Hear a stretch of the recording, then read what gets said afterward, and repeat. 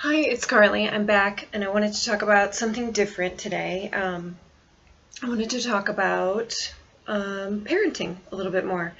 I have a 12-year-old son, and he just turned 12, so that's new for me to say that he's 12, but something with my son that's different that I'm sure there are people who can relate to this. He was always very bright, and I kind of could tell that from when he was a toddler, when he started to talk. And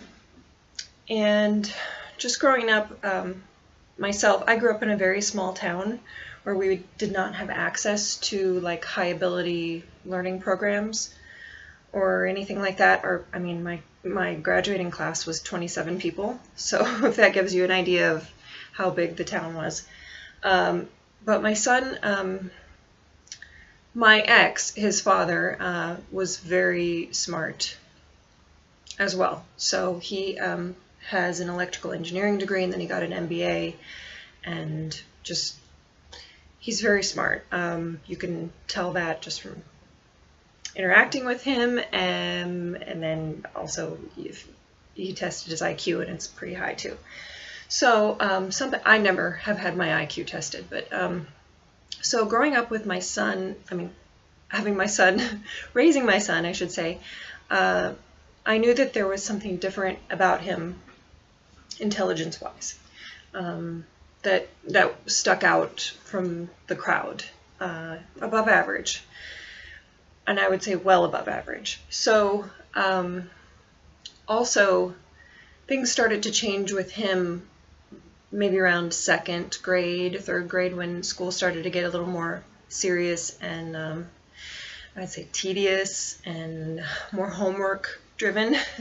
Unfortunately, public school, probably private school too, I wouldn't know, I've never had a child in private school, but there is a lot of homework given, and I don't know why it is these days that it's just the way it is. They say, like, I think in kindergarten or first grade it starts with 10 minutes a day of homework, and then it increases by 10 minutes every grade.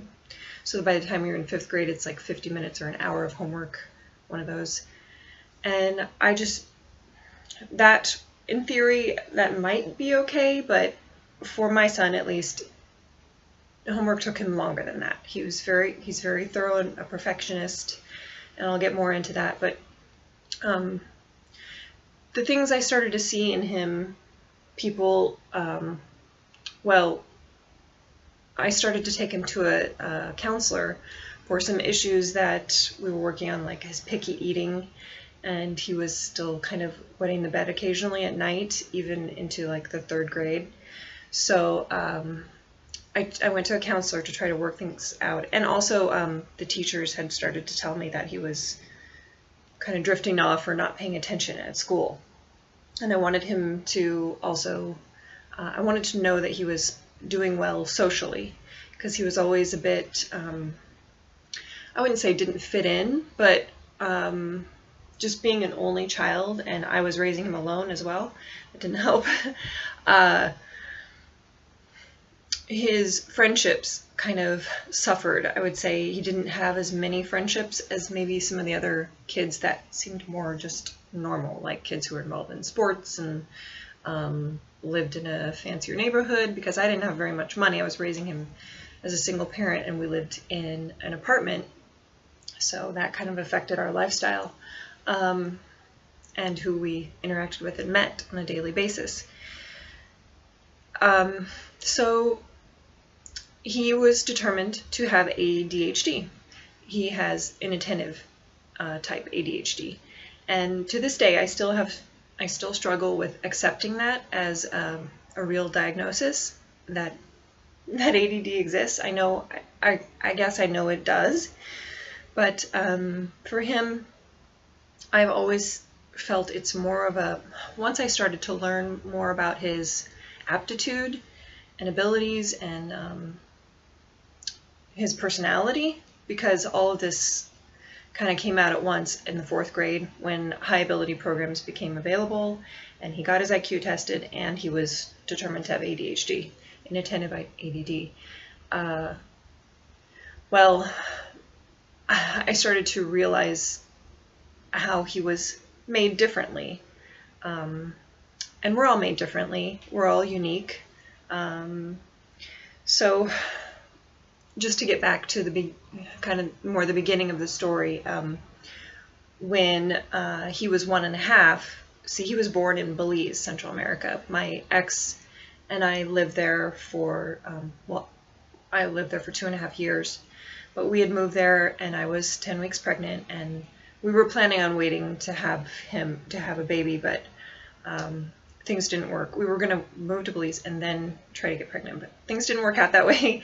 I was 28. I was 28 when I had Vincent, so I wasn't unprepared to have a baby, and we had been together for 3 years. So, but things didn't work out with our relationship, and I didn't enjoy living in a foreign country like that. It was very far removed from family and friends. I didn't have a support system. I was on my own most of the day because he would leave the house to go do work. My ex, that is, and our relationship was suffering. So Vincent was born there, and at the year when he was 1.5, Vincent and I left and came back to the United States, and I was on my own. I was in my hometown where my parents live, so I did have some support there, but basically I had to get back on my feet by myself, and that continued for almost 8 years. I've been married now for 2 years to my wonderful husband, but I was a single parent for 8 years, from when Vincent was 1.5 to when he was about 10. That was hard. It was really hard. So unlike a lot of single parents, I didn't have the weekends off that you might have if you're sharing custody. Vincent was completely 100% mine 100% of the time. And my parents were somewhat involved, but they weren't the type of parents that would regularly take him for a weekend or for a night or a day or anything like that. So, they would pop in and visit with us and things like that. But unless I asked them, or if it was a special case, like if I wanted to, eventually when I wanted to start dating, I would ask, but it was always still uncomfortable. And so that was hard. It was hard to raise a child all on your own. And in my hometown, in my small hometown, I really didn't have any friends that I could relate to. So we were kind of off on our own. And eventually we moved to a city. I wanted to get out of the small town life, and I needed to get a better job. And I knew that it would probably be just a better fit for us to move to a city. So I moved to a city, started my own business. I had a home cleaning business, a residential cleaning business for 5 or 6 years. Yeah, about 6 years. So that I could have flexibility to pick Vincent up from school always and take him to school myself, because I was still on my own completely, and be at his events and things like that. But still, all the money that I made pretty much went to me. I mean, I did have a couple employees at one time that I paid, but I was making more money per hour with my business, my cleaning business, than I would have been in any other part-time or even possibly a full-time job. So when we moved to the city, like I said, we lived in an apartment. We lived in an apartment for 4 years, the same apartment. It was a nice apartment, but it was not my dream life by any stretch of the imagination. I did the best that I could. I always did the best that I could, raising him and parenting him. But it was very difficult to be like the father figure and the mother. So I think there are some things that I failed in, honestly. I think I failed in disciplining him very well and being consistent. I think those are things that men are a lot better at, because they tend to be able to exclude feelings from their interactions with their children a lot better than us mothers can. I mean, I am just a nurturer by heart, and he's always going to be my little baby. So, yeah, I probably didn't do the best job of being tough on him or being tough with him. So this all came about finding out for sure that he was gifted. I think it was at the beginning of 4th grade. The school district we were in didn't have high ability learning programs available until the 4th grade. So I remember his 3rd grade teacher telling me at the end of 3rd grade he had these standardized tests that he had to score a certain amount on to qualify for high ability learning, and part of it was a writing assessment, and his handwriting is he's a very slow writer with handwriting and doesn't like to write stories or essays. But so we knew that was going to be tricky. How is he going to be able to test out on this? She knew that his other standardized test scores were like the highest in the class. I mean, I guess they were some of the highest in the district.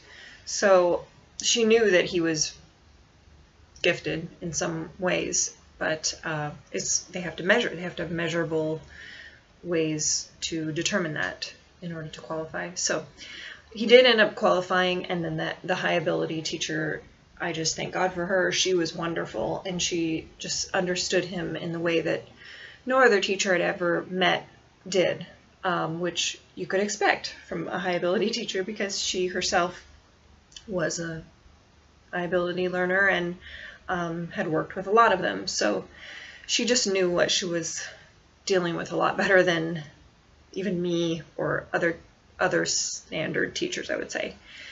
She immediately wanted to test his IQ, and we did that, and she knew that he needed the proper surroundings where he wouldn't be distracted.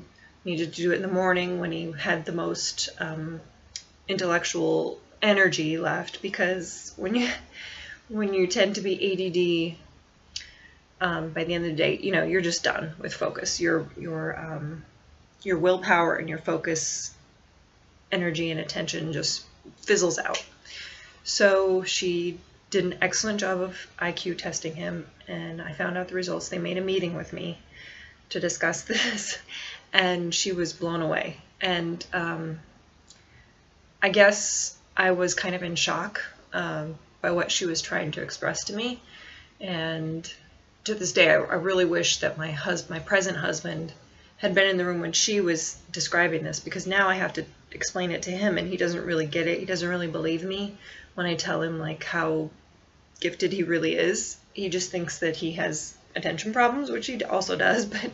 But I think the whole point I'm trying to make and circle around to is I think for my son, being a high ability learner and being gifted is representing itself even more in ADD patterns. Going to a public school where there are 25 kids in the classroom and they are all being taught the same thing, essentially, is just not the best environment for him. And I've known that for years. And I've considered homeschooling him, although I really can't because now I have a part-time job. And I really wouldn't be the best homeschooler, to be honest. I wouldn't be very good at educating him for reasons similar to his. I have trouble following through on tasks and keeping my attention too. I would be prone to just want to go on field trips 3 times a week, which is, I guess, okay if you're homeschooling, but you do have to get the work done too. So anyway, to get back to my point, you can see that I get off track. He's in his 7th grade year now, and things are just starting to shift. I mean, you get into Algebra 1, and you get into next year there might even be an honors English class available, 8th grade honors English, and then in high school, I know it's a whole different ballgame. He's going to be, he's not going to have like teachers watching out for him. He's going to be completely on his own, and There's tons of AP and honors classes available, college credit classes available, probably even in your sophomore, I know in your junior year. I mean, I didn't have any of this available in a small town. Everybody studied the same thing, and if you wanted to take biology 2 and math 4, you did, and I did, because I wanted to have those high-level classes on my transcripts when I applied for college, but still, it's not quite the same as in a bigger school system where you have so much more available to you, and in a city where there are like multiple community colleges and that kind of thing. So I wanted to make a video talking about this for other moms or parents who are in a similar situation. Maybe you have a kid that's I just want to be able to relate to other people who are going through this, because oftentimes I feel so ill-equipped to usher him into the life that I know I don't want to say deserves, but that he needs to own and take because of his giftings and strengths. He's very good in math. Like in the spring, his math teacher told me that he scored like a perfect score on one of the standardized tests. So, and he's always in like the 97th or 99th percentile for both the literature, English portion, and math. Math is even higher, the 99th or 100%. I don't know if there is even a 100th percentile on standardized tests, but so I want him to be able to. I see a bright future for him. So I just want to know how to get from this point A, to that point B. And I know I just have to trust that God's got it all under control. God's gonna take care of him. But I want to know some input that you guys have, and if you're going through similar struggles as me. I am not a tiger mom by any means. I don't have him in violin lessons and soccer and all that. He's just now going to start piano lessons, and this is partly because I was rather broke when I was single and I couldn't afford even to buy a piano, and also because he just doesn't have interest in very many extracurricular activities. Like, he doesn't really want to play basketball or baseball or football or soccer. He might be good at track or cross country because he's thin and he could probably run really far for really long. But right now, my husband, I feel like he really just needs to focus on being able to get his homework done, because they have such a large amount of homework, and he's the paused perfectionist type of gifted child. I think that's the phrase they use, where he will not want to start something or do something unless he can do it perfectly. And even when you get around to the standardized testing, those take him like 4 or 6 times as long as the other kids, because he wants to answer everything correctly and not get anything wrong. We try to tell him that for homework, it doesn't matter that much, and you just need to get it done, because in the big picture, homework is not that important. Even your grades in 7th grade are not that important. It will get more important later, and we'll let you know that. But for now, we just want him to be able to have a life outside of school, because sometimes he will be working on his homework for hours at night if we're not on him or with him, guiding him through every problem or question to move on and prompt him to keep moving on and do it, instead of either drifting off or just trying to figure out how he can do it perfectly, because sometimes it will just take him hours.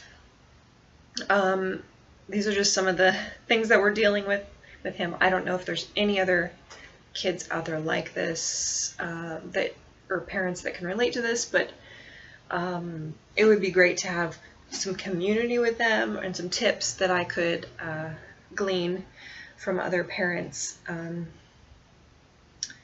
Every child's different, and he has made some friendships now, which is great. Some friends that are, kids who think more like him. And I want the best for him, and I want him to have opportunities to really grow and develop his skills while also being a kid and enjoying life along the way. So those are just my thoughts. Sorry for rambling on. It's a long video, I know, but I just wanted to get that out there, and that is something that in the future I hope there can be a further dialogue on this. I mean, this is just really the tip of the iceberg of what all the thoughts that are in my head about this issue, and just the things that have gone on throughout my life parenting him. So there's a lot more to it. I mean, he's yeah.